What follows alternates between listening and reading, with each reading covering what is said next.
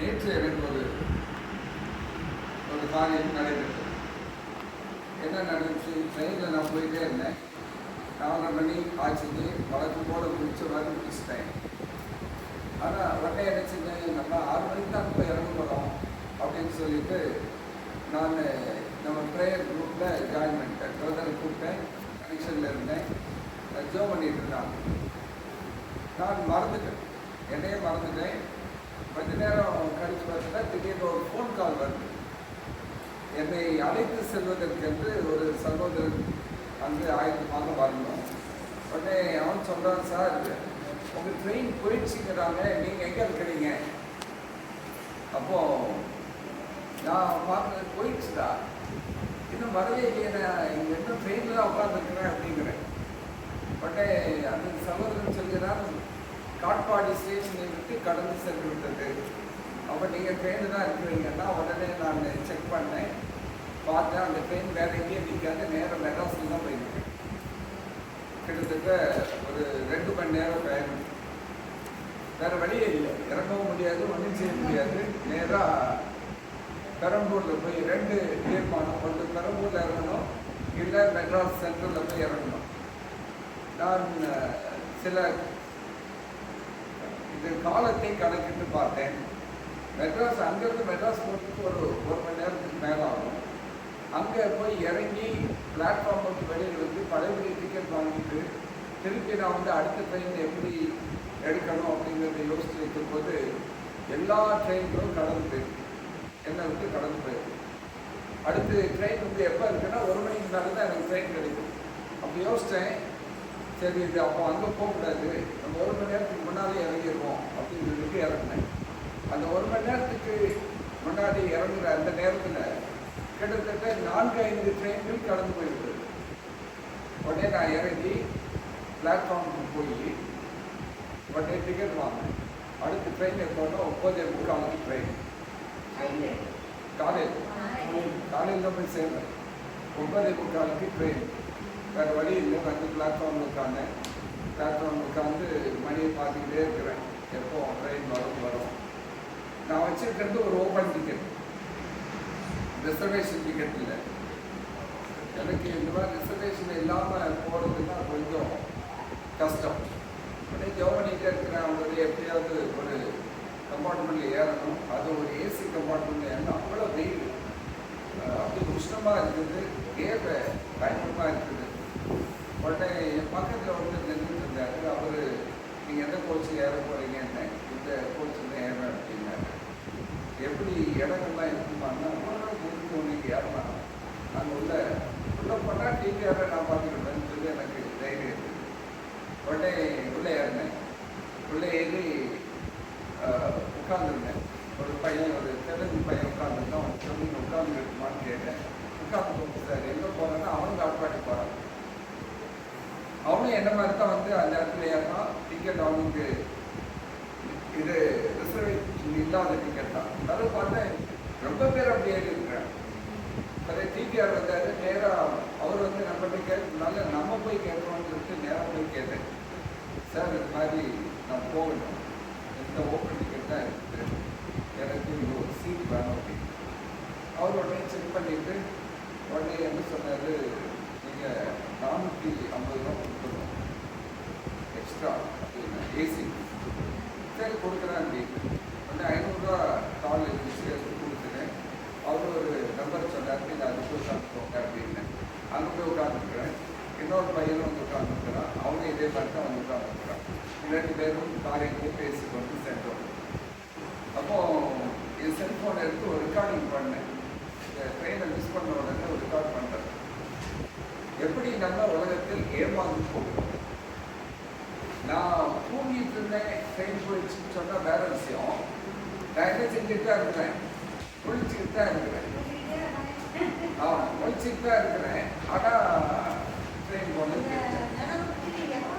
2 காரியங்கள் நான் படித்து கொண்டேன். என்ன பாடம்னு சொன்னால், ஒன்று, நான் என் மனதில் இந்த ட்ரெயின் 6 மணிக்கு தான் போகும் அப்படிங்கிறது ஏதோ ஒரு தவறான காரியத்தை பதிந்து வைத்திருந்தேன். ஆனால் ட்ரெயின் எத்தனை மணிக்கு போகணும்னா 5:08க்கு போகணும். 5 மணி 10 நிமிஷம் வச்சுக்கணுமே. 5:10 போகணும். ஆனால் அன்றைக்கு ட்ரெயின் எத்தனை மணிக்கு தான் அங்கே போயிருக்குதுன்னு சொன்னால் 5:24 தான் போயிருக்கு. அப்போ 15 நிமிஷம் லேட்டாக தான் ட்ரெயின் போச்சு. போனாலும் நான் இறங்குவதற்கு ஆயத்தமாக இல்லை. காரணம், நான் நம்பிட்டு இருக்கிறது தவறாக நம்பிக்கொண்டிருந்தேன். ஒரு ஆழமான பாடம்.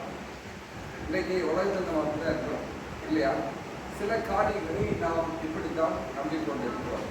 இப்படித்தாங்க சொல்லியிருந்தாங்க, யாரோ ஒருத்தர் சொன்னாங்க, அதனால அப்படிதான் இருக்கும். நான் என் டிக்கெட் எடுத்து பார்த்துருந்தேன்னா ஒழுங்காக இறங்கி இருந்திருப்பேன். நான் டிக்கெட்ல எடுத்து பார்க்கல. டிக்கெட்ல தான் டைம் கரெக்டாக போட்டுட்டுமே. அலாம் வேற செட் பண்ணி வச்சிருக்கிறேன். அப்போ அந்த அலாமும் 10 நிமிஷத்துக்கு ட்ரெயின் போகிறதுக்கு முன்னாடி எனக்கு அடித்து எழுப்போம். ஆனால் நான் முடிச்சுட்டு இருக்கிறேன், என்ன எழுப்போது எழுப்பலை. ஆவிக்குரிய வாழ்க்கையில் நாம் எப்படி இருக்கிறோம்? 2 தெசலோனிக்கேயர் புஸ்தகம் 2 தெசலோனிக்கேயர் புஸ்தகம் 2வது அதிகாரம் 3வது வசனம்.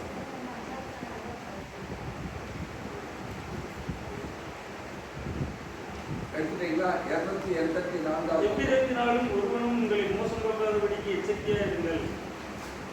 ஏனெனில் விசுவாச துரோகம் முந்தி நேரிட்டு கேட்டின் மகனாகிய பாவ மனுஷன் வெளிப்பட்டால் ஒழிய அவனால் வராது. ஓகே, இங்க தம்பி கவலைத்தான் ஒரு இடத்துல இந்த வசனம் நமக்கு கற்றுக் கொடுக்கிற ஒரு முக்கியமான பாடம். எவ்விதத்தினாலும் ஒருவனும் உங்களை மோசம் போக்காதபடிக்கு எச்சரிக்கையாயிருங்கள். ஏனெனில் விசுவாச துரோகம் முந்தி நேரிட்டு கேட்டின் மகனாகிய பாவ மனுஷன் வெளிப்பட்டாலுடைய அந்த நாள் வராது. இப்ப எந்த நாளை பற்றி இவர் பேசுகிறார்? இந்த 1 தெசலோனிக்கேயர் 2 தெசலோனிக்கேயர்ங்கிற புத்தகத்தை நீங்க வாசித்தீங்கன்னா அது முழுவதும் 7ஆம் நாள் அட்வென்ட் சபைக்கு எழுதப்பட்ட ஒரு நிருபங்கள். ஏன் அப்படின்னு சொன்னா, 7ஆம் நாள் அட்வென்ட் திருச்சபை என்றால் என்ன? ஆண்டவருடைய வருகையை எதிர்பார்த்து கொண்டிருக்கும் ஒரு சபை. 7ஆம் நாளிலே ஓய்ந்திருந்து நாம் ஒவ்வொரு காரியத்தையும் உன்னிப்பாக கவனித்து பார்த்து ஆண்டவருடைய வருகைக்காக காத்திருக்கிற ஒரு சபை. இந்த தெசலோனிக்கே பட்டணத்தில் இருந்தவர்களும் எப்படி இருந்தாங்க தெரியுமா? ஆண்டவருடைய வருகைக்காக காத்திருந்த பிள்ளைகளாக இருந்தாங்க. ஆகினால்தான் இந்த நிருபம் 2 நிருபத்திலையும் எழுதுறார். கிட்டத்தட்ட இந்த 2வது நிருபத்தில் 3 அதிகாரங்கள், முதல் நிருபத்தில் 5 அதிகாரங்கள் இருக்கு, 8 அதிகாரம். ஒவ்வொரு அதிகாரத்தையும் நீங்க கவனிச்சு வாசித்து பார்த்தீங்கன்னு சொன்னா ஒவ்வொரு அதிகாரத்திலும் பவுலார் எழுதும் பொழுது 2ஆம் வருகையை குறித்து அவர் எழுதியிருந்தார். ஒவ்வொரு அதிகாரத்திலும் ஒரு வசனம் இருக்கும். நான் டிவி வச்சிருக்கிறேன், எத்தனையோ வருகை செய்திகளை கொடுத்திருக்கிறேன். நீங்க நேரம் இருக்கும்போது இந்த 2 அதிகாரம் சின்ன புத்தகம் நான் வாசிப்பாங்க. ஆண்டவருடைய வருகை, அதை குறித்து எச்சரிப்பின் செய்திகள், கடைசி நாட்களில் நடக்கிற சம்பவங்களை குறித்தும் அவரை எழுதி வைத்திருக்கிறார். அப்ப இன்னைக்கு நேற்று நடந்த சம்பவத்திலிருந்து நான் யோசித்தேன், நான் படிச்சுக்கிட வேண்டிய பாடம். நான் எப்படி ஏமாந்துட்டேன்? இப்படித்தான் ஏமாந்தேன். உலகமும் சபையும் இன்றைக்கு அப்படித்தான் ஏமாற்றத்திலே இருக்கிறது. இந்த வசனம் நமக்கு ஒரு பாடத்தை கற்றுக் கொடுக்கிறது. என்ன பாடம்? 2-3 காரியங்களை நாம் படிக்க போகிறோம். யாராலும் எவ்விதத்திலும் நீங்கள் ஏமாறாதபடிக்கு ஜாக்கிரதையாக. 2 வார்த்தை. என்ன வார்த்தை? யாராலும் எவ்விதத்திலும். இன்னைக்கு உலகம் எப்படி இருக்குது? இன்னைக்கு என்ன நடக்குது உலகத்தில்? போர் இல்லையா? சண்டை நடக்குது. சண்டை நடந்த உடனே இன்னும் என்ன வருது? பொருள் விலை எல்லாம் கூடி போச்சு, விலைவாசி கூடி போச்சு. இன்னொரு பக்கம் பெட்ரோல் கிடைக்காது, கேஸ் கிடைக்காது என்று சொல்லி ஒரு பெரிய பயம், ஒரு பெரிய பயம். இதுக்கு இடையில அரசியல்வாதிகள் குழப்புவதை போல மதவாதிகளும் குழப்பத்தை கொண்டு வருகிறார்கள். சரியா? ஒவ்வொரு காரியத்தையும் இதுல இன்னொரு காரியத்தை மறந்து போய்விடுகிறோம். உண்மை நிலைமையை யாருக்கும் தெரியவில்லை. உண்மையிலே என்ன நடக்குது அப்படிங்கிறது யாருக்கும் தெரியல. திடீர்னு சண்டைங்கிறாங்க, திடீர்னு இல்லை நாங்கள் சண்டை போடல, இப்போ என்ன 14 நாளைக்கு நாங்கள் சண்டை போட மாட்டோம்னு சொல்றாங்க. 2 பேர் ஒரு புறம் சண்டை போட மாட்டோங்கிறாங்க,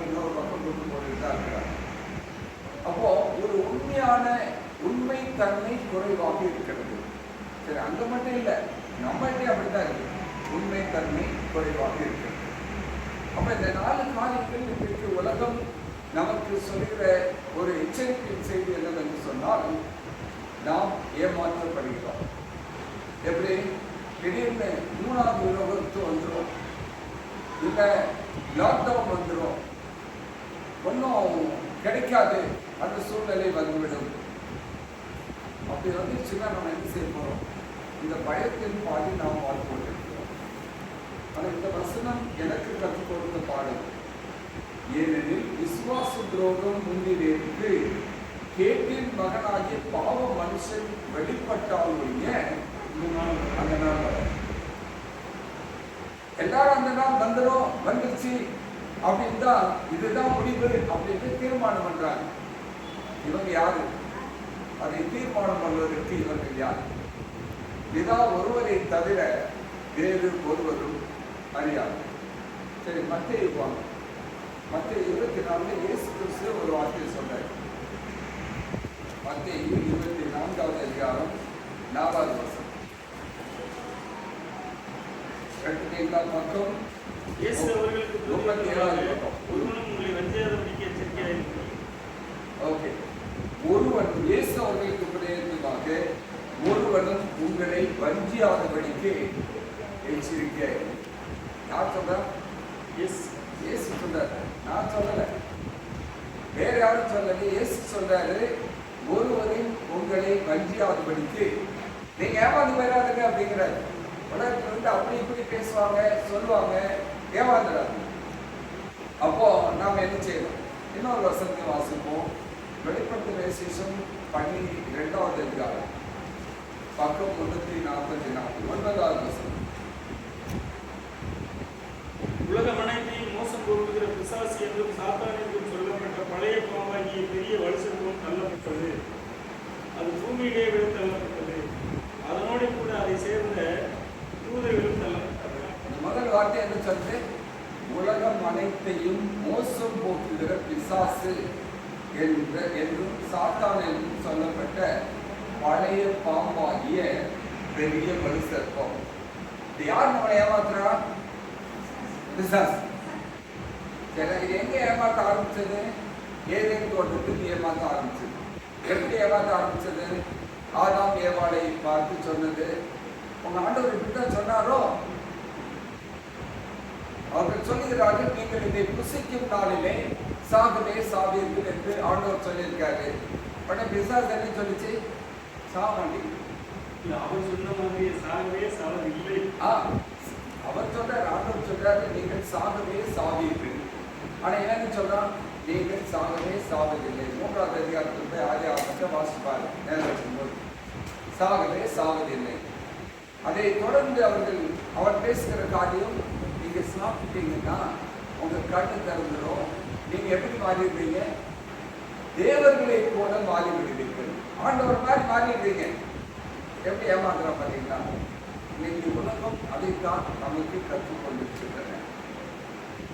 இந்த மாதிரி ஒரு சூழ்நிலை இப்பொழுது நம்முடைய கண்களுக்கு முன்பாக இருக்கிறது.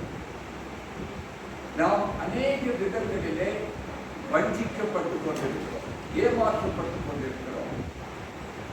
இது ஆண்டவர் படைச்சது தானே, ஆண்டவர் கொடுத்தது தானே, ஆண்டவர் அனுமதித்தது தானே என்று சொல்லியே பிசாசானவர் நம்மை வஞ்சிக்க ஆரம்பிப்பார், நம்ம ஏமாறலாம்.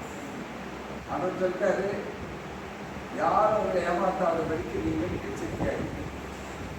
பழைய பாம்பாகிய பிசாசானவர் உங்களை ஏமாற்றுவார். இதெல்லாம் கவனிக்கமையாதவர்கள் சொல்கிறார்கள். அந்த கடைசி வஞ்சகம் சீக்கிரத்தில் சம்பவிக்க போகிறது. இன்னும் சம்பவிக்க ஆரம்பிக்கிறது, கொஞ்சம் கொஞ்சமாக சம்பவிக்க ஆரம்பிக்கிறது. அப்ப நாம எந்த காலகட்டத்தில் வாழ்ந்து கொண்டிருக்கிறோம் என்று புரிந்து கொள்ள வேண்டும். ஒன்று, நாம் இந்த கடைசி காலகட்டத்தில் வாழ்ந்து கொண்டிருக்கிறோம். இதை நம்ம மட்டும் சொல்லல, வேற யார் சொல்றா தெரியுமா? அந்நிய தேவர்களை வணங்குகிறவர்களும் அதுதான் சொல்கிறார்கள். அவங்க என்ன சொல்றாங்க? நம்ம கலியுகத்தில் வாழ்ந்து கொண்டிருக்கிறோம், கலிகாலத்தில் வாழ்ந்து கொண்டிருக்கிறோம். கலிகாலம் என்று சொன்னால் அது அக்கிரமங்கள் அநீதிகள் நிறைந்த ஒரு காலமாக இருக்கும். வேதம் சொல்லுகிறதை போலவே மற்ற வேதங்களும் சொல்கின்றன. சரி, இஸ்லாமியர்கள் என்ன சொல்கிறார்கள்? நாங்கள் இந்த உலகத்தை முடிப்பதற்கு தான் நாங்கள் எங்களை ஆயத்தப்படுத்திருக்கிறோம். அவங்களை யார் வருவாங்க நம்பியிருக்கிறார் தெரியுமா? ஆண்டவர் வரப்போகிறார் என்று நம்பிக்கொண்டிருக்கிறார். இந்த உலகம் அழியும் என்பதிலே யாருக்கும் எந்த சந்தேகமும் இல்லை. ஏன் சந்தேகம் இல்லாமல் இருக்கிறார்கள் என்று சொன்னால், அப்படி இருந்தால் தான் யார் ஏமாந்து போவார்? இந்த வேதத்தை வாசிப்பவர்கள் ஏமாற்றப்படுவார். இன்னைக்கு யாரை ஏமாற்றணும் அவன் கங்கணம் கட்டி கொண்டிருக்கிறான் தெரியுமா? போராடி கொண்டிருக்கிறான் தெரியுமா? இந்த வேதத்தை வாசித்து தியானித்து மனாசங்கீதத்தில் படிச்சா கர்த்தருடைய வேதத்தில் இரவும் பகலும் தியானித்து இருக்கிற மனுஷன் வாழ்கிறான். அப்படிப்பட்ட மனிதனை வஞ்சிக்கும்படியாக சாத்தான் பொய்களின் மீது பொய்களை கொண்டு வருகிறார். இந்த ஏடிஎம்ல போய் நீங்க பண தாள்களை உங்க அக்கௌண்ட்ல போடணும்னு சொல்லி போனீங்கன்னு சொன்னா அது ஒரு மிஷின் தான். நீங்க போடுற எல்லா தாளையும் அது ஏற்றுக்கிறாரு. அது ஒரு சின்ன கோடு இருந்தாலும் சரி, லேசா மடிப்பு இருந்தாலும் சரி, கொஞ்சம் அழுக்கு இருந்தாலும் சரி, அது தாளை தள்ளி விட்டு. சரி, நீங்க கவுண்டர்ல போய் ஒரு இது கலர் நோட்டை வச்சு கொடுத்தீங்கன்னா அந்த கேஷியர் நினைச்சுவா தெரியுமா? அப்படி தடையை பார்த்து இது கலர் நோட்டு சார் லைசன்ஸ் கொடுத்துருக்கீங்க, இல்லைன்னா உங்களுக்கு சொல்ல உட்கார வச்சுக்கலாம். அந்த நபர் சரியான தாளை வாசிக்க ஆரம்பிக்கிறார். அவருக்கு தெரியும் எது சரியான நோட்டு, எது கள்ள நோட்டு என்பதை அவர் படித்து வைத்திருக்கிறார். இன்னைக்கு நம்மகிட்ட கொடுத்தா நமக்கு தெரியுமா? நம்ம ஏமாற்றி போயிடறாங்க. நம்மளும் 10ல் 1 11 வாங்கி வச்சுக்கிட்டு, அதுவும் 500 ரூபா கொடுத்த இடத்துல 2 500 ரூபா கொடுத்து நீங்க வச்சுக்கோங்கன்னு சொன்னா சந்தோஷம் வாங்கிட்டு ஐயோ ஏன்னா என் கூட ஒன்று கொடுக்குறாங்கன்னு அது கள்ள நோட்டா இருக்கான்னு கூட பார்க்க மாட்டேங்கிறோம். இன்றைக்கு நாமும் அப்படித்தான் ஏமாற்றப்பட்டு கொண்டிருக்கிறோம். நல்ல மனசில் வச்சுக்கோ. நாம் எப்படியெல்லாம் ஏமாறுவோங்கிறத யார் நிர்ணயிச்சிருக்கிறோம்? அந்த மோசம் போக்குகிற பிசாசு அறிந்து வைத்திருக்கிறார். எப்போ மட்டும் நம்ம விட மாட்டோம், ஏமாற மாட்டோம்னு சொன்னா அந்த பேங்க் ஆபீசர் கேஷியர் அவருக்கு தெரியும். ஒரு தாளை எடுத்து அப்படி தடை பார்த்தாலே இது கள்ள நோட்டா நல்ல நோட்டான்னு தெரியும். இன்னைக்கு நம்ம எப்படி கண்டுபிடிக்கிறது? கள்ள நோட்டா நல்ல நோட்டான்னு சொல்லி எப்படி கண்டுபிடிப்போம்? இந்த சத்தியத்தை நாம் சரியாக படித்திருந்தால் உலகம் என்ன பேசினாலும் சரி நம்மளை யார் ஏமாற்று. இப்போ நாங்களாம் படிச்சிருக்கிறோம், வேதத்தை அறிந்திருக்கிறோம். நம்மளில் ஒருவரே வந்து நம்மகிட்ட வந்து இல்லை இல்லை இப்படித்தான் ஆண்டவர் வர்றாரு. இப்போ சொல்றேன், நம்மளுக்கு ஒரு கூட்டத்தை எழுதியிருக்கிறார். அவங்க என்ன சொல்றாங்க தெரியுமா? அடுத்த ஆண்டு ஆகஸ்ட் மாதத்துக்கு இல்லைன்னா இந்த வருஷம் ஆகஸ்ட் நினைக்கிறேன் மறந்து சார், இந்த ஞாயிறு அவசரிப்பு சட்டம் வரும். 27 ஞாயிறு அவசரிப்பு சட்டம் வரும். 31ஆம் ஆண்டிலே யார் வந்துருவா? ஆண்டவர் வந்துடுவார். அப்படின்னு யார் பிரசங்கம் பண்ணாரு தெரியுமா? வெளியில் இருக்கிறவங்க இல்லை, நம்ம சபையில் இருப்பவர்கள் போதித்துக் கொண்டிருக்கிறார்கள். அப்போ நம்ம வந்து எவ்வளவு தூரம் கவனமாக இருக்க வேண்டும். இப்போ வந்து நான் குறை சொல்ல விரும்பல, நான் என்ன சொல்ல விரும்புகிறேன் என்று சொன்னால், இன்னைக்கு எந்த வந்து சொன்னாங்கன்னா நான் ஏற்றுக்கொள்ள மாட்டேன். காரணம், எனக்கு வேதம் கற்றுக் கொடுத்திருக்கிற பாடம் இந்த வசனத்திலே இருக்குது. என்ன சொல்றாரு? ஏனெனில் விசுவாச துரோகம் முந்தி நேரிட்டு கேட்டின் மகனாகிய பாவ மனுஷன் வெளிப்பட்டாலுடைய அந்த நாள் வராது. இப்ப பாவ மனுஷன் இன்னும் வெளிப்படவில்லை, விசுவாச துரோகம் இன்னும் நடைபெறவில்லை. இன்னைக்கு அர்த்தம் கொஞ்சம் படிக்கிறோம். விசுவாச துரோகம்னா என்ன? இப்போ விசுவாச துரோகம் என்று சொன்னால், நான் என் மனைவிக்கு துரோகம் பண்ணுவது துரோகம். என்னை நம்பி இருக்கிற சகோதரனுக்கு நான் பண்ணுகிறது ஒரு துரோகம். சபையில் உள்ளவர்கள் இவங்கெல்லாம் என்ன நல்லா புரிஞ்சு வச்சிருக்காங்க அப்படின்னு சொல்லிட்டு உங்களை ஏமாற்றுகிறவனாக இருப்பேன் என்று சொன்னால் அது ஒரு துரோகம். இப்போ சத்தியம் இதுதான் தெரிஞ்சு, ஆண்டவர் இவர்தான் என்று தெரிந்து, வேதம் இதுதான் என்று தெரிந்து நான் அதை விட்டு விலகுவேன் என்று சொன்னால் அதுக்கு பேர் என்ன? துரோகம். அதுதான் துரோகம். இன்றைக்கு நம்ம வாழ்க்கையில இன்றைக்கு தான் ஓய்வு நாள் என்று தெரியும். யாருக்கு தெரியும்? எல்லாருக்கும் தெரியும். ஒருத்தர் பாக்கி இல்லாம எல்லாருக்கும் 7ஆம் நாள் ஓய்வு நாள், கர்த்தருடைய ஓய்வு நாள். வெறும் ஓய்வு நாள் சொல்றது கூட எனக்கு பிடிக்கல. 7ஆம் நாள் கர்த்தருடைய ஓய்வு நாள். நீ யாராக இருந்தாலும் சரி, வேலைக்காரனோ வேலைக்காரியோ, உன் வீட்டில் இருக்கிற ஆடோ மாடோ என்னவா இருந்தாலும் என்ன செய்யணும்? ஓய்வு இருக்கவே. இது யார் சொல்றா? ஆண்டவர் சொல்றாரு, வேதம் நமக்கு சொல்லுகிறது. இதை நான் அறிந்த பின்பும் நான் அதன்படி செய்யாமல் இருப்பேன் என்று சொன்னால் அது விசுவாசம் துரோகம். அப்போ நம்ம துரோகம் பண்ணலாமா? கேள்விகள். நம்ம துரோகம் பண்ணலாம். இரண்டாவது, தேவனுக்கும் நமக்கும் ஒரு தொடர்பு இருக்கிறது. எப்படி எப்படி நீங்க ஆண்டவர் கூட தொடர்பு வச்சிருக்கிறீங்க? ஜெபம் பண்ணும்போது நம்ம ஜெபம் பண்ணாம விட்டுட்டோம்னு சொன்னா, எப்பவுமே எனக்கு கஷ்டம் வருது, காய்ச்சல் அடிக்குன்னா போய் ஜெபம் பண்ணக்கூடாது. எப்பவுமே பண்ணணும். அது ஒரு விசுவாசம் துரோகம். இப்போ நானும் என் மனைவி இருக்கணும், நாங்கள் இருவரும் பேசிக்கொள்ளாவிட்டோம் எப்படி இருக்கோம்? அந்த வீடு நல்லா சந்தோஷமா இருக்குமா? இருக்க. அவங்க உண்மை மூஞ்சி வச்சுக்கிட்டு நான் வீட்டுக்குள்ள போகும்போது அவங்க திரும்பி உட்காந்துக்கிட்டு நான் போய் என்ன எதுன்னு கூட பேச முடியாம வெளியில வந்துடுறேன் அப்படின்னா அது எப்படி இருக்கும்? இருக்காது. இன்னைக்கு நானும் நீங்களும் ஜோம் பண்ணலன்னா அப்படிதான் இருக்கிறோம். எனக்கு தேவை ஏதாவது வேணும்னா நான் போய் பேசிக்கிறோம், வேண்டாம் நான் போய் பேசாம போனேன்னு சொன்னா அது விசுவாசம். மூணாவது, இந்த பைபிள் இருக்கு இல்லையா, இந்த பைபிள் தான் நமக்கு பிரதானம், வேற ஒண்ணும் இல்லை. இதை விட்டு விட்டு நாம் வேறு யாரு என்ன இப்ப ராஜேந்திரன் உங்களுக்கு வந்து பேசினாலும் இந்த பைபிள் இல்லாம பேசினா அது துரோகம். புரியுதா? இப்ப விசுவாச துரோகம் என்ன என்பதை இன்னும் சற்று ஆழமா படிக்கணும். 1 தீமோத்தேயு 4வது அதிகாரம் 1ஆம் வசனம், 288வது பக்கம். 1 தீமோத்தேயு 4வது அதிகாரம் 1ஆம் வசனம் வாசி பார்ப்போம். ஆகிலும் ஆவியானவர் வெளிப்படையாக சொல்லுகிறபடி காலங்களிலே மனசாட்சியும் சூழ்ந்த மொழியுடைய மாயத்தினாலே சிலர் வஞ்சிக்கிற ஆவிகளுக்கும் விசுவாசிகளின் உபதேசங்களுக்கும் செவி கொடுத்து விசுவாசத்தை விட்டு விலகி போவார்கள். இங்க சொல்றாரு, என்ன சொல்றாரு? கடைசி நாட்கள்ல யார் பேசுறா? இப்போ ஆவியானவர் பேசுகிறார், கர்த்தருடைய ஆவியானவர் பேசுகிறார்.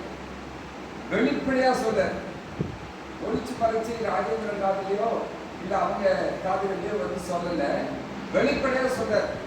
நம்ம பார்த்து சொல்கிறார் பிற்காலங்களில் அப்படின்னா வரப்போகிற நாட்கள்ல, பவுல் காலத்திலே தாண்டி அதை விட வரப்போகிற நாட்கள் இந்த காலகட்டத்தில் பேசிக் கொண்டிருக்கிறார்.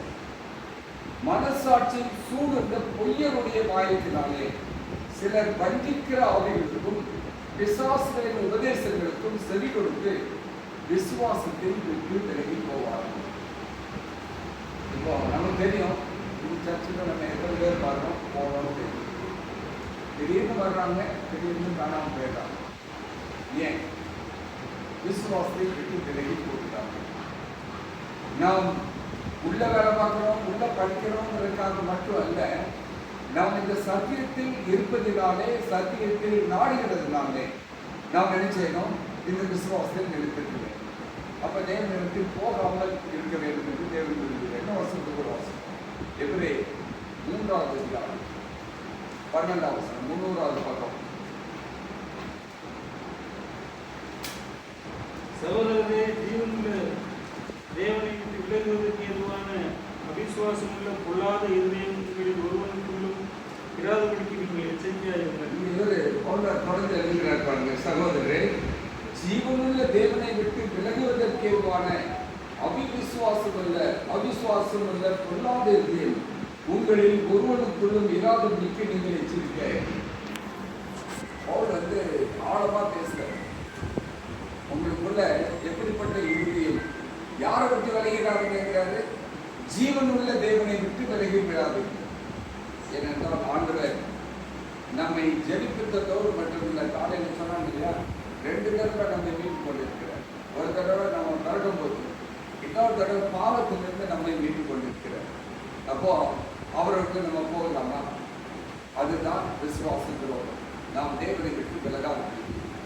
எனக்கு ஒய்கப்பையார் அப்படின்னு சொல்லியிருந்தார்கள், இன்றைக்கு சபை கிறிஸ்துவை விட்டு பின்வாங்கி செல்கிற ஒரு காலகட்டத்தில் இருக்கிறது. அநேகர் இந்த விசுவாசத்தை விட்டு விலகிறவர்களாக காணப்படுவார்கள். அதனால நீங்களும் நான் நினைச்சிருக்கோம், சரி இப்படி இருந்தவங்க இப்படி போயிட்டாங்க, அப்படி என்ன சத்தியம்னு போயிடக்கூடாது. சத்தியம் இதுதான், ஜீவனுள்ள தேவன் இவர் ஒருவர் தான். அவர் சொல்லுகிற வார்த்தை இந்த வேத வாக்கியம் மட்டும்தான். இதை விட்டு நாம் விலகாதவர்களாக நாம் உறுதியோடு தரித்திருக்க வேண்டும். இன்னைக்கு என்ன நடக்கு தெரியுமா? போப் ஒருத்தர் இறந்து போனார் இல்லையா? அவர் என்ன சொன்னார் தெரியுமா? அவர் இந்த வீட்டில் இருக்கிறவர் என்ன சொல்றாரு தெரியுமா? இப்ப நம்ம நம்பி இருக்கிற சத்தியம் பழசு, நம்ம புதிதாக ஒரு சத்தியத்தை உருவாக்க. ஆண்டவர் என்ன சொன்னாரு? சத்தியத்தை அறிவீர்கள், சத்தியம் உங்களை விடுதலையார். அதை போய் யார் சொல்றா? போப் சொல்கிறார்.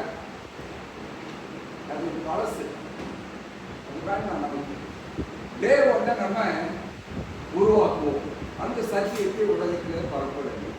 2வது, நீங்க கையில் வச்சிருக்கிறீங்கன்னா இந்த பைபிள் பழசாயிடுச்சு, நம்ம புது பைபிள் ஒன்று எழுதணும் அப்படிங்கிறது. அதற்குண்டான முயற்சிகளை அவருக்கு தொடங்கி விட்டார். புது பைபிள் எழுதுனா புது சத்தியம் வரும், புது சத்தியம் எழுதினா புது ஆண்டவர் வருவார். புது ஆண்டவர் வந்தால் நாம் என் முழுவதுமாக ஏமாற்றப்படும். ரொம்ப சிம்பிள் தான். அப்போ அவர் சொன்ன சத்தியம் பழசு, இந்த வேதாகம் பழசு என்று சொல்கிறார். அவர் இன்னொன்று செய்கிறார். இப்ப இருக்கிற போக்கு என்ன செய்யறாரு? இஸ்லாமிய நாடு சென்று முன்னாள் இருந்தவங்களும் செஞ்சாங்க, இவரும் செய்கிறார். என்ன செய்யறாருன்னா, அவர்களுடைய வழிபாட்டு தலங்களில் சென்று இவர் வழிபடுகிறார். இந்து கோயில் ஸ்பானிஷ் நாட்கள்ல போகணும்னு சொன்னா பெரிய பெரிய ஆலயங்கள் பார்க்கறதுக்கு கண்கொள்ளா காட்சியான ஆலயங்கள். அதுக்குள்ள என்ன நடக்கும் தெரியுமா? இந்த செப்டம்பர் மாசம்னா கணபதி விநாயகர் சதுர்த்தி வருது இல்லையா? அன்னைக்கு அந்த விநாயகர் சிலையை உள்ளே கொண்டு வைத்து ஒரு ஆராதனை செய்கிறார். அவன் சொல்றது என்ன தெரியுமா? எல்லா மதமும் சமம். ஆனா ஆண்டவர் சொல்றாரு, என்னை என்று உனக்கு வேறே தேவர்கள் உண்டாயிருக்க வேண்டாம். எங்க? மேலே வானத்திலும் கீழே பூமியிலும் ஜலத்திலும் அதற்குள்ளே எங்கே இருக்கக்கூடாது. அதுக்கு ஒப்பான சொரூபத்தையும் நீங்கள் வணங்கக்கூடாது. ஆண்டவர் தெளிவா சொல்லி வச்சிருக்கிறாரு. ஆனால் இன்றைக்கு கடைசி நாட்கள்ல நான் உங்களை மாதிரி வயசுல இருக்கும்போது இந்த மாதிரி யாரும் சொல்லலை, இந்த மாதிரி நடக்கவும். இப்பதான் கிட்டத்தட்ட 2000 வருஷத்துக்கு அப்புறம் தான் அதிகமான மாற்றங்கள் வந்து கொண்டிருக்கின்றன. பைபிள் பழசு, இந்த ஆண்டவர் பழசு, சத்திய பழசு. நம்ம புதுசா ஒரு ஆளை உருவாக்கணும். நம்மளே பழசு. சரியா? நம்மளை ஏமாற்றுவதற்காக ஒரு காரியங்களை செய்து கொண்டிருக்கிறார். இந்த கப்பல்ல போகும்போது கப்பல் மாலுமி ஒருவர் இருப்பார் இல்லையா? அவருக்கு ஒரு கருவி இருக்கும். அதுக்கு பேர் என்ன படிச்சுட்டீங்களா? திசை காட்டும் கருவி. இங்கிலீஷ்ல காம்பஸ் என்று சொல்லுவோம். அது என்ன காமிக்கும்? எப்பொழுதும் எந்த திசையை நோக்கி காமித்துக் கொண்டிருக்கும்? வடக்கு திசையை காமித்துக் கொண்டிருக்கும். நீங்க பிசிக்ஸ் லேப்ல போய் பார்த்தீங்கன்னா காம்பஸ் பாருங்க. அப்போ அது வடக்கு திசையை காண்பிக்கும். அவங்க கிட்ட ஒரு மேப் வச்சிருப்பாங்க. அந்த மேப்ல வடக்கு திசையிலிருந்து நாம் எவ்வளவு தூரம் விலகி சென்றால் நம்முடைய கப்பல் சரியான திசையில் செல்லும் என்பதை அவர்கள் குறித்து வைத்திருப்பாங்க. ரொம்ப நுணுக்கமாக குறித்து வைத்திருப்பாங்க. அப்போ இந்த கப்பல் லோட்டி இந்த மாலுமி என்ன செய்கிறார்? கொஞ்சம் தான் விலகி போகுது, உள்ளதான் சரியா? அந்த நாட்டில் கொஞ்சம் விலகி போகிற மாதிரி அவர் போறாருன்னா அது தான் செல்ல வேண்டிய இடத்தை விட்டுவிட்டு வேறு இடத்துக்கு செல்லும். அங்கே போய் பார்த்தீங்கன்னா ஒரு பாறை இருக்கும், அங்கே போய் மோதி அந்த கப்பல் கழிவு. இது நம்ம வாழ்க்கையிலே அப்படிதான் நடக்குது. பெரிய ஒரு சத்தியத்தை கொண்டு வந்து தப்பு இதை நம்பி காத்துட்டு இது தேவையே இல்லைன்னு யாரும் சொல்ல போறது. கொஞ்சம் கொஞ்சமா தான் தெரிகிறாங்க. இந்த ரிசல்ட்டை கொஞ்சம் கொஞ்சமா சேர்த்து அது உடம்புல முழுசுமா நடந்து சாதிச்சு. அப்போ இன்றைக்கு அப்படிப்பட்ட ஒரு காரியத்தை பிசாசானவன் செய்து கொண்டிருக்கிறான். ஆகினாலே நீங்கள் வஞ்சிக்கப்படாதவர்களுக்கு எச்சரிக்கையாக போனால் இந்த பாவ மனிதன் வெளிப்பட வேண்டும். யார் இந்த பாவ மனிதன்? வேததர்சனத்திலே நாம் முதல் புத்தகம் 2வது அதிகாரம் 4வது வசனம். அவன் எதிர்த்து நிற்கிறவனாயும் தேவன் எனப்படுவதென்போ ஆராதிக்கப்படுவதென்போ அவை எல்லாவற்றிற்கும் மேலாக தன்னை உயர்த்துகிறவனாகவும் தேவனுடைய ஆலயத்தில் தேவனை போல உட்கார்ந்து தன்னைத்தான் தேவன் என்று காமிக்கிறவனாயும் இருப்பான். நான் பஞ்சாயத்து முன்னாடி பேசுறதெல்லாம் மனசுல இருக்கும்னு நினைக்கிறேன். இப்போ இந்த வசனத்துக்குள்ள கொஞ்சம் வரும். இவர் என்ன சொல்றாரு? அந்த பாவ மனுஷன் யார்? தன்னைத்தான் அவனை முதல்ல எதிர்த்து நிற்கிறவன். யாருக்கு? ஆண்டவருக்கு எதிர்த்து நிற்கிறவன். தேவன் எனப்படுவதென்போ ஆராதிக்கப்படுவதென்போ அவை எல்லாவற்றுக்கும் மேலாக தன்னை உயர்த்துகிறவனாகும். இன்னைக்கு ஆராதிக்கப்படுவது 7ஆம் நாள் போயிருந்தார். தேவன் ஆண்டவராகிய தேவன் ஒருவரே. அந்த தேவனை தவிர நாங்கள் வேறு யாரையும் ஆராதிக்க மாட்டோம் என்று சொல்லப்பட்டிருக்கிற சத்தியத்துக்கு எதிராக நான் கடவுளின் பிரதிநிதி என்று சொல்லி அவர் எதிர்த்து நிற்பார். தன்னை உயர்த்துகிறவனாகவும் தேவனுடைய ஆலயத்தில் தேவன் போல் உட்கார்ந்து தன்னைத்தான் தேவன் என்று காண்பிக்கிறவனாகவும் இருப்பான். இன்றைக்கு போப்புக்கு இன்னொரு பேர் என்ன தெரியுமா? நான் வார்த்தை சொல்ல விரும்பல, நீங்கள் புரிந்து கொள்வதற்காக சொல்கிறேன். போப் ஆண்டவர் என்று அழைக்கிறார். எல்லாரும் எப்படி சொல்றாங்க? போப் ஆண்டவர் சொல்றாங்க. நம்ம சொல்லக்கூடாது. நம்முடைய ஆண்டவரை தவிர வேறு யாரும் நமக்கு ஆண்டவர் கிடையாது. அப்போ அந்த போப் ஆனவர் தன்னைத்தானே தேவனுக்கு சமமாக உயர்த்துகின்றார். அவர் தான் பாவ மனுஷன். அவர் தான் என்ன சொல்றாரு? இந்த சத்தியம் பழசு, இந்த பைபிள் பழசு, இதுல சொல்லப்பட்டிருக்கிற காரியங்கள்லாம் பழசா போச்சுது. இப்ப இருக்கிற 2002K கிட்ஸுக்கு தேவையான மாதிரி மாற்றணும் அப்படின்னு சொல்லி அவன் விரும்புகிறான். சரி, இன்னும் 2 வருஷம் வாசிப்போம். நம்ம படித்த பகுதிகள் தான் தானியேலின் புத்தகம் 7வது அதிகாரம் 25வது. அவன் என்ன செய்வான் அப்படின்னு சொல்றாரு. தானியேல் 7:25. 1041வது பக்கம். உன்னதமானவருக்கு விரோதமாக வார்த்தைகளை பேசி உன்னதமானவருடைய பரிசுத்தவான்களை ஒடுக்கி காலங்களையும் பிரமாணங்களையும் மாற்ற நினைப்பார். அவர்கள் ஒரு காலமும் காலங்களும் மறைக்காலமும் செல்லப்பட்டும் அவன் கையில் ஒப்பு கொடுக்கப்படுவார்கள். இது ஒரு நிறைவேறிய ஒரு தீர்க்க தரிசனம். 1260 வருடங்கள் என்று சொல்லப்பட்ட ஒரு காலமும் அரைக்காலமும் என்று சொல்லப்படுவது 1260. இது ஒரு வேத விளக்கம், தீர்க்க தரிசன விளக்கத்தை நாம் படித்திருக்கிறோம். அப்ப அந்த 1260 வருஷ தீர்க்க தரிசனம் நிறைவேறப்பட்டது. ஒரு இருண்ட காலமாக இருந்தது. அதிலே இந்த வேதத்தை மறைக்கும்படிக்கு எரித்தார்கள். அது யார் கையில் இருக்கக்கூடாதுன்னு தீர்மானம் பண்ணாங்க. ஆனாலும் வேகமாக தேவனுடைய சத்தியம் பரவும். அவன் என்ன நினைத்தான்? இந்த ஞாயிறு ஆசிரியருக்கு உள்ளே கொண்டு வர வேண்டும் என்று தீர்மானித்தான். சனிக்கிழமை யாரும் ஆண்டவரை ஆராதிக்கிறாங்க. அது யாருடைய நாள்? வந்து சொன்னேன், யாருடைய நாள்? கர்த்தருடைய ஓய்வு நாள். அந்த நாளை அவன் மாற்ற வேண்டும் என்று மாற்றிவிட்டான். சட்டத்தை மாற்றுகிறான். வெளிப்படுத்தின விசேஷம் 13வது அதிகாரம் 6வது வசனம் வாங்க. அங்க இன்னொரு காரியத்தையும் சொல்ல 13:6. அது தேவனை தூஷிக்கும்படி தன் வாயை திறந்து அவருடைய நாமத்தையும் அவருடைய வாசஸ்தலத்தையும் பரலோகத்தில் வாசமாய் இருக்கிறவர்களையும் தூஷித்தது. அவன் செய்கிற காரியங்கள், இன்றைக்கு இந்த சபை செய்கிற காரியங்கள் ஆண்டவரை தூசிக்கிறது, ஆண்டவருடைய பிள்ளைகளை தூசிக்கிறது, பரலோகத்தில் இருக்கிறவர்களையும் தூசிக்கின்றன. அப்படின்னா வந்து நம்மள மாதிரி திட்டிட்டு போறது இல்லை. விரோதமாக செய்கின்ற ஒவ்வொரு காரியத்தையும் அவன் செய்கிறான். இது ஒரு தனி நபர் அல்ல, ஒரு குழுவாக அவன் செய்து கொண்டிருக்கிறான். சாத்தான் தேவனை எதிர்க்கின்றான். ஒரு மனித அமைப்பை அவன் கொண்டு வருகிறான். அதன் மூலமாக சட்டத்தை அங்கு மாற்றுகிறான்.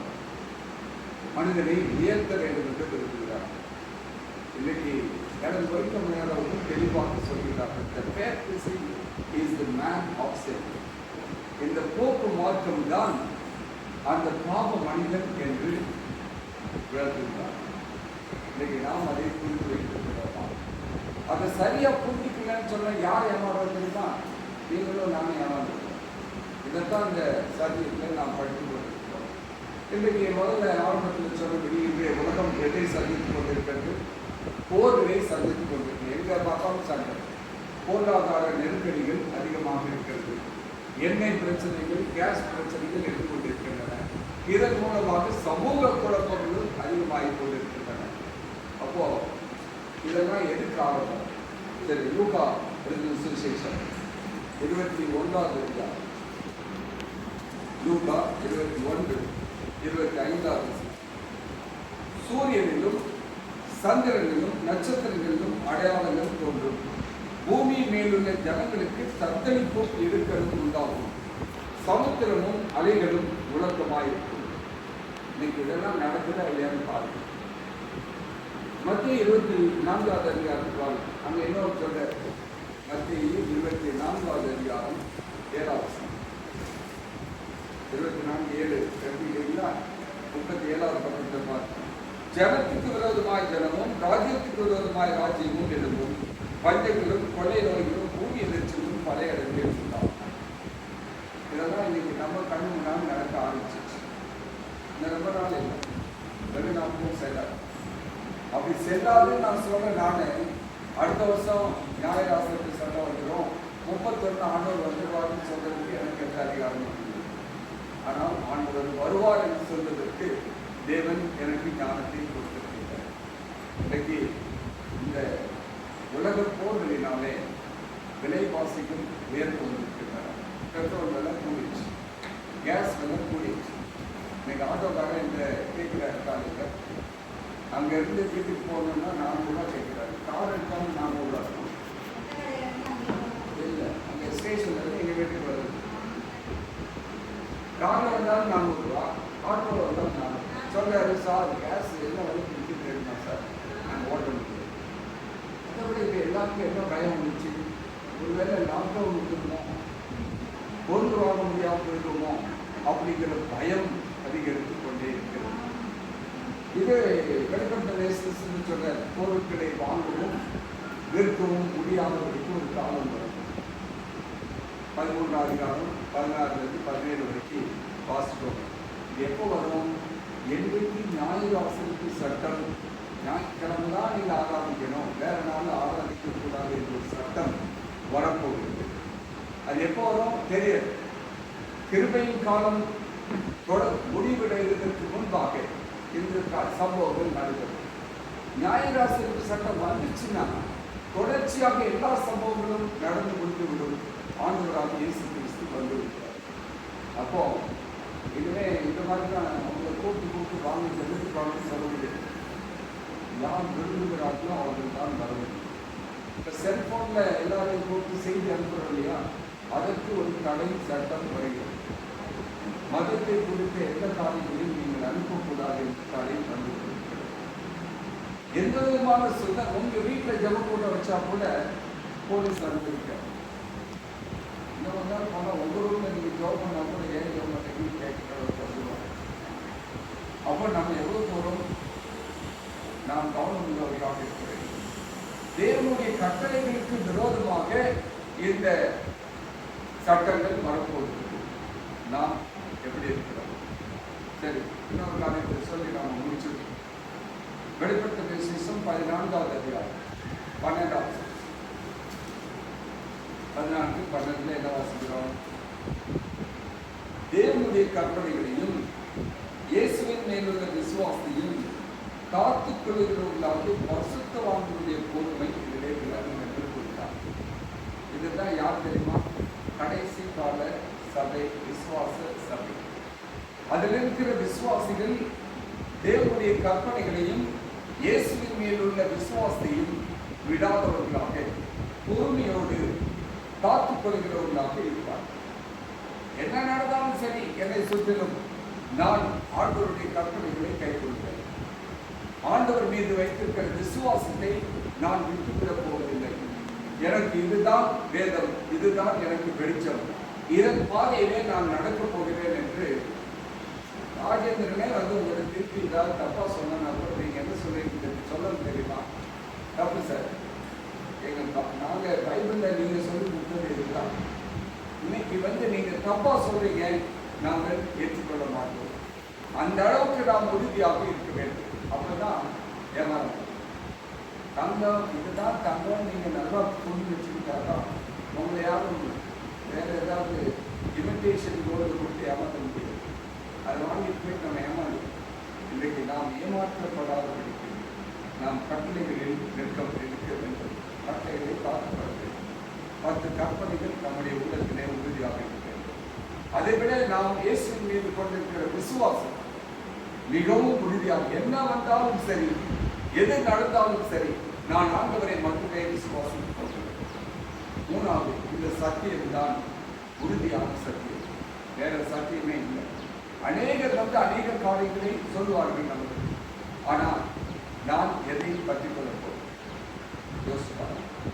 இந்த ஏமாற்றம், இன்னொன்று சத்தியம், இந்த 2 தான் நமக்கு முன்பாக இருக்கிறது. சில நேரத்தில் நான் பிடிச்சிட்டு தான் இருக்கிறேன், ஸ்டேஷனில் விட்டுற மாட்டேன் அப்படின்னு நம்பிட்டு உட்கார்ந்துருப்போம். நான் ஸ்டேஷன் இருக்கிறேன், ஏமாங்க. அதே போல நம்முடைய வாழ்க்கையிலும் நான் தான் அப்பப்போ கூப்பிடுறப்போல சர்ச்சுக்கு போகிறேன், நான் தான் பைபிள் வாசிக்கிறேன், நான் தான் காணிக்கு கொடுக்குறேன். அதெல்லாம் ஒரு நாள் கதைக்காக நான் விழித்துராவிட்டால், நான் வந்து கொஞ்சம் அலர்ட்டாக இருந்திருந்தேன்னா ஒரு 3 மணி பிரயாணத்தை நான் தடை செய்திருக்க முடியும். அங்கு ஒரு 2 மணி நேரம் உட்கார்ந்துருந்தேன். 7 மணிலேருந்து 3 மணி நேரம் உட்கார்ந்துருந்தேன். அதுவும் நிச்சயமாயிருக்கும். அந்த வெயிலுக்கு வெளியில் உட்கார வேண்டிய ஆகியனாலே இன்னைக்கு ஒரே ஒரு கேள்வி யோசுவா கேட்டார். யோசுவா செல்லக்கூடிய 4ஆம் அதிகாரத்தில் நீங்கள் யாரை செய்வீர்கள்? பாகால் தெய்வமானால் பாகாலை வணங்குங்கள், கர்த்தர் தெய்வமானால் கர்த்தரை வணங்குங்கள். நான் சத்தியத்தில் இருக்க போகிறேன்னா, இல்லாவிட்டால் ஏமாறப் போகிறேன். யார் என்ன இருக்குது? நான் சின்ன பிள்ளையா இருக்கும்போது ஒரு கதை ஒன்று சொல்லுவாங்க, வீட்டில் எதிர்பட்டுக்கிட்டாரு அப்படின்னா. அந்த கதை என்னன்னா, ஒரு மாணவன் வந்தான், அவன் எங்களை ஏமாற்றணும் அப்படின்னு சொல்லி ஒரு விட்டில் பூச்சியை கையில் எடுத்துக்கொண்டு என் கைக்குள்ள என்ன இருக்குன்னு சொல்ல முடியுமான்னு கேட்டேன். அவருக்கு தெரியும், அவருக்கு பேரு ஐயர் அப்படின்னு கூப்பிடலாம். அவர் என்ன யதார்த்தமாக சொன்னார் தெரியுமா? வீட்டில் எதிர்பட்டுக்கிட்டாரு அப்படின்னா விட்டில் பூச்சி கையில் மாட்டிக்கொண்டது என்று இவன் புரிந்து கொண்டான். அவர் சொன்னது, நான் மாட்டிக்கிட்டப்பா, இதெல்லாம் நீங்கள் என்னெல்லாம் இதெல்லாம் நினைச்சிங்க, ஆனால் அது உண்மை இல்லை அப்படிங்கிறது அவர் சொல்றார். இங்கே இவன் உண்மையை சொன்னார், அவன் ஏமாற்றப்பட்டான். அவருக்கு பேரை வச்சுட்டாங்க, வீட்டில் எதிர்பட்டுக்கிட்டார். ஏன்னா விட்டில் பூச்சி கையில் மாட்டிக்கொண்டது. இன்றைக்கு நாம் யாராக இருக்கிறோம்? எப்படி வாழப்போகிறோம்? எப்படிப்பட்ட தீர்மானங்களை எடுத்து போகிறோம்? ஒரு தீர்மானத்தை எடுப்போம். ஆண்டவர் சொல்லுவோம், ஆண்டவரே நீரே உண்மையான தேவன், இந்த நாளே உண்மையான ஒரு நாள், இந்த வேத புத்தகமே உண்மையான சத்திய புத்தகம். இதை விட்டுவிட்டு இதில் சொல்லப்படாதவர்களை யாராவது என்னிடத்தில் சொல்வார்கள் என்று சொன்னால் நான் ஏற்றுக்கொள்ளப் போகிறேன். நாங்கள் உண்மையே ஆராய்கிறோம், உண்மை மாத்திரமே நாங்கள் நம்பி இருக்கிறோம் என்று சொல்லி ஆண்டவருடைய பார்வைகளை நம்ம எடுத்துக் கொடுப்போம். கர்த்தர் நம்மை ஆசீர்வதிப்பாராக.